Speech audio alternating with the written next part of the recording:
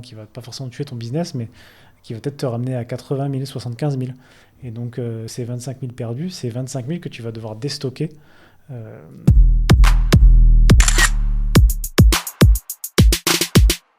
donc, la première catégorie de produits, ça va être donc les produits saisonniers qui ne se vendent qu'à un moment de l'année. Donc avec une fenêtre de tir de vente qui va être assez restreinte. L'exemple typique de ça, ça va être les calendriers de l'Avent. Les calendriers de l'Avent, tu as une fenêtre de tir de un mois et demi grand max, mi-octobre, début décembre, pour tous les vendre. Et une fois que tu as dépassé une certaine date courant décembre, les ventes elles vont mécaniquement baisser. Et à partir même de début janvier, là, il faut carrément déstocker.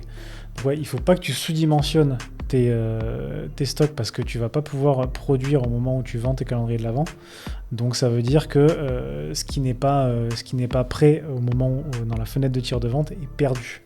Donc ça, c'est hyper important de pouvoir bien dimensionner et d'avoir une solution qui t'aide à bien dimensionner cette partie-là. Et à l'inverse, de ne pas non plus surdimensionner et donc de ne pas te retrouver à dire chaque année je fais j'en sais rien, moi je dis un chiffre au hasard, je fais 100 000 unités, donc cette année je fais encore 100 000, et peut-être que tu as un concurrent qui arrive entre temps, qui va te prendre un petit peu de tes ventes, qui va pas forcément tuer ton business, mais qui va peut-être te ramener à 80 000, 75 000. Et donc ces 25 000 perdus, c'est 25 000 que tu vas devoir déstocker,